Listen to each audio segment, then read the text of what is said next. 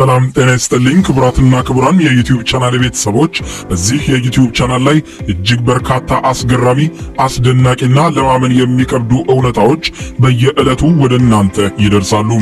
ፕሮግራሞቹን በየዕለቱ ለመከታተል ይህንን የዩቲዩብ ቻናሌን ሰብስክራይብ በማድረግ የደወል ምልክቷን በመጫን ቤተሰብ ብትሆኑ በርካታ መረጃዎችን በየዕለቱ ታገኛላችሁ። ቀጥሎ የሚቀርበውን ፕሮግራም ከወደዳችሁት ላይክ በማድረግ በቀጣይም ቪዲዮዎች ሲጫኑ ወደ እናንተ በፍጥነት እንዲደርሱ ማድረግ ትችላላችሁ። ወደ ዛሬው ፕሮግራም አልፋለሁ። ይህ ቀጥሎ የምትሰሙትን ሁኔታና ቦታ አጤናውና አስበው የተረዱና የገመገሙ ሰዎች በእርግጥም እንዲህ አይነት ቦታማ እንዲገነባም የሃይማኖት መሪዎች ካዘዙማ በእርግጥም የመጨረሻው ዘመን ደርሷል ይላሉ። በምድራችን ካሉ እጅግ አስገራሚ፣ አስደንጋጭና አወዛጋቢ ከሚባሉ ስፍራዎች አንዱ ነው። በእርግጥም እጅግ በላቀ መንፈሳዊነት የሚታወቁት የሃይማኖት መሪዎች መሰል ስፍራዎች እንዲገነቡ ሲያዙ የዓለም ፍጻሜ ደረሰ እንጂ ምን አስበው ነው የሚል እስከማይገኝ ድረስ ይህ ስፍራ ከአምልኮው እጅግ ተቃራኒ የሆኑ እይታዎችን ይዟል። በዓለማችን ትንሿ ከተማ ቫቲካን የሚገኘውና በዓለም አቀፍ ደረጃ የሮማ ካቶሊክ እምነት ተከታዮች መሪ የሆኑት ጳጳስ ፍራንሲስ መልእክታቸውን እንዲሁም ጸሎታቸውን ለሕዝብ የሚያደርሱበት ስፍራ ነው። ቫቲካንና በሮም ከተሞች መካከል የተገነባው ይህ ሕንፃ ከውጭም ሆነ ከውስጥ አስደንጋጭ በሆኑ ዲዛይኖችና ቅርጾች የተገነባ ሲሆን የእባብ ጭንቅላት ደግሞ የሕንፃው ሕይወት ተደርጎ ተሰርቷል።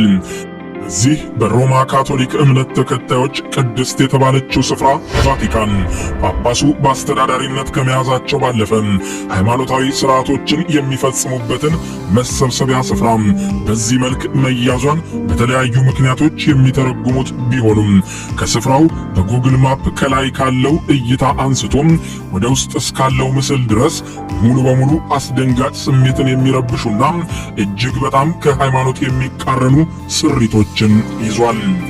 ሕንፃው አለጥርጥር ከላይ ከፍ ብላችሁ ስትመለከቱት ሌላ ቅርጽ ይሰጣል። ሕንፃው በሮምና በቫቲካን መካከል ተገንብቶ የሚገኝ ሲሆን ከከፍታ ላይ ዝቅ ብሎ ለሚመለከተው የእባብ ጭንቅላት ቅርጽ የያዘ ሲሆን የአፉ ቅርጽና ክፍተትም ቫቲካን ውስጥ ሲገኝ፣ ቀሪው የሕንፃው ክፍል ደግሞ በሮም የሚገኝ ነው። ምናልባትም ይህንን ተራ ግጥምጥሞሽ አድርጎ የሚሞግት ካለ ደግሞ ቀጣዩ አፍ የሚያስይዝ እውነት ይኸው ነው። በሕንፃው ጎንና ጎን የተሰሩ ትንንሽ ክፍሎች፣ ከላይ የሚታየው የውጭ ጣራው በተመሳሳይ ከእባብ የአይን አቀማመጥ ጋር በቀጥታ እንዲዛመድ ተደርገው የተሰሩ ናቸው። የሕንፃው ሌላ አስገራሚ ጉድ ደግሞ ይኸው ነው።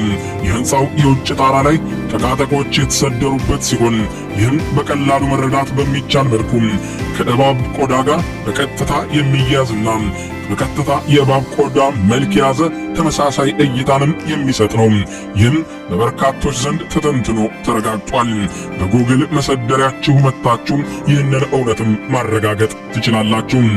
ይህም ሕንፃውን ከላይ ሆኖ ያየው ሰው በትንሹ እባብን ከላይ እንዳየው ያህል ወደ ጎን ወጣ ወጣ ያሉ አይኖቹንና አፉንም በቀጥታ መመልከትና ምስሉንም በምናቡ መሳል ይችላል።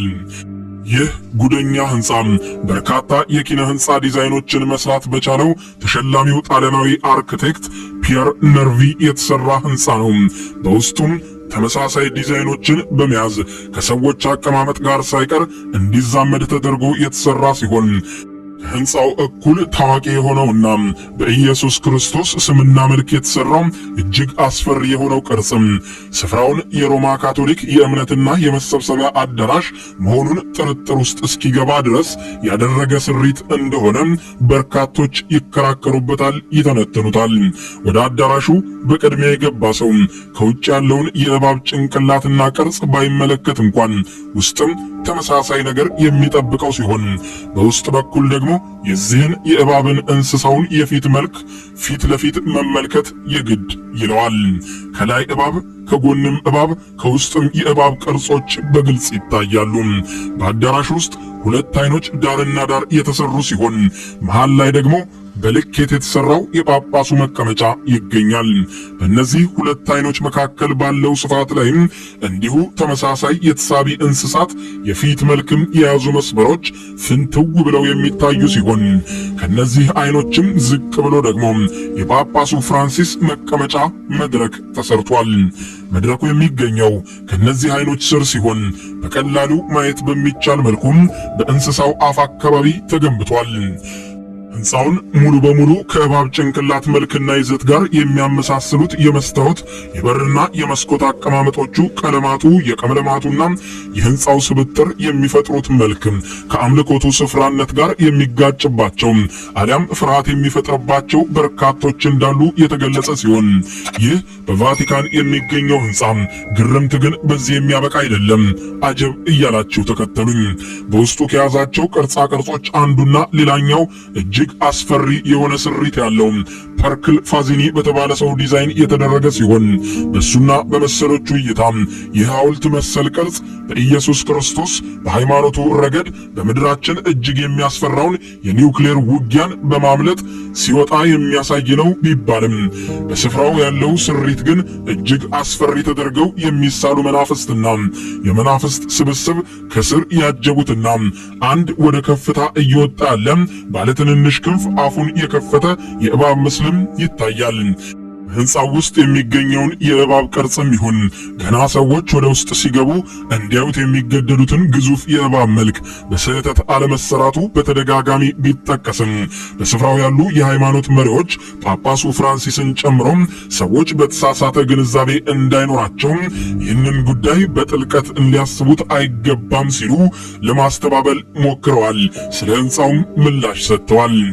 ነገር ግን በተለይም በቫቲካን ከተማ የኪነ ሕንፃና ሐውልት ስሪቶች ብቻም ሳይሆኑ ከላይ የሚወሰዱ ምስሎች የሚፈጥሯቸው እይታዎችና ቅርጾች የተለያዩ እንዲሆኑ ተደርገው እንደሚሰሩ የሚታወቅ ሲሆን በዓለማችን ታዋቂ የሆኑ የአርክቴክቸሮች ስፍራዎችም በመስራት የኖረ ሰው አንድ ስፍራ በዚህ ልክ በስህተት ያመሳስላል ብሎ ማመን የሞኝነት ያክል መሆኑን ብዙዎች ይተቻሉ።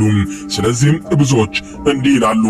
በሃይማኖቱ ምንም እንኳን እባብ የብልሃት ምልክት ቢሆንም ከጥንት የአዳም የሔዋን ታሪክ በመነሳት ደግሞ በክርስትና ሃይማኖት የእባብ የተወገዘና ውጉዝ ነው፣ የሰይጣንና መጥፎ ሐሳቦች መነሻ እንደሆነ የሚነገርለት የእምነቱ ተከታዮችም ስፍራው ሃይማኖታዊ እሳቤ ለመለወጥና ቀስ በቀስም ለማስረጽ የተፈለገ አንዳች ሰይጣናዊ ሐሳብ የያዘ ሕንፃ እንደሆነ በርካቶች ይናገራሉ።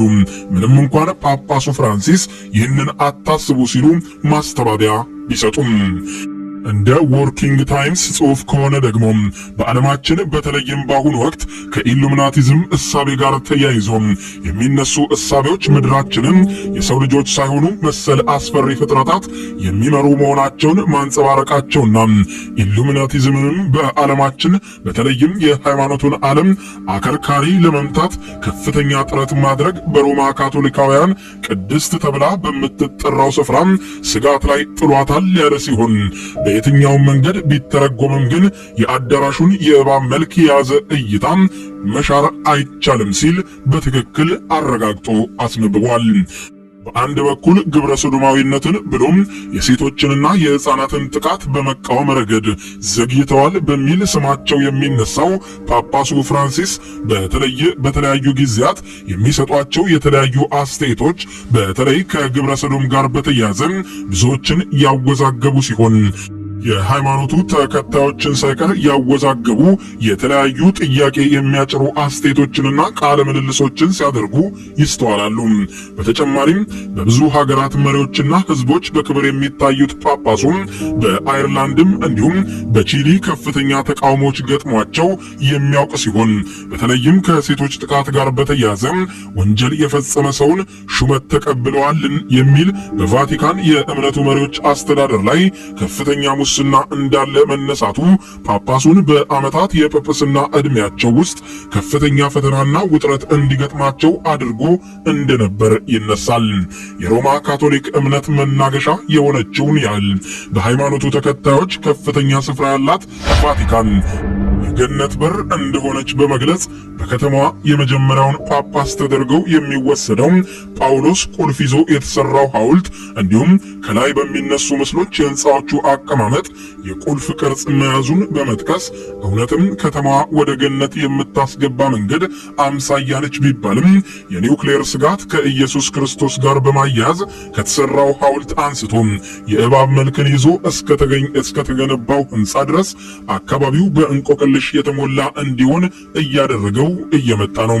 ሊፈጥሩ በሚችሉት ሃይማኖታዊ ትርጉምና ተጽዕኖ መሰል ስፍራዎች እጅግ ከፍተኛ ጥንቃቄ ተደርጎ የሚገነቡ ቢሆኑም በዚህ መልክ ፍጹም ተቃራኒ እሳቤን ይዞ የተገነባ የአምልኮ ህንፃ ብዙዎች አጀብ ያሰኘ እንቆቅልሽ ሆኖ ቀጥሏል። እኔም በፕሮግራሜ ስፍራውን መልክና ሁኔታ እንዲህ አስቃኘኋችሁ። ስላደመጣችሁ ስለተከታተላችሁ እጅግ አድርጌ አመሰግናለሁ። በነገው ዕለት በአዲስና በሌላ አስገራሚና አስደናቂ መረጃ እንገናኛለን። ሰብስክራይብ እና ላይክ ማድረግ እንዳትረሱ።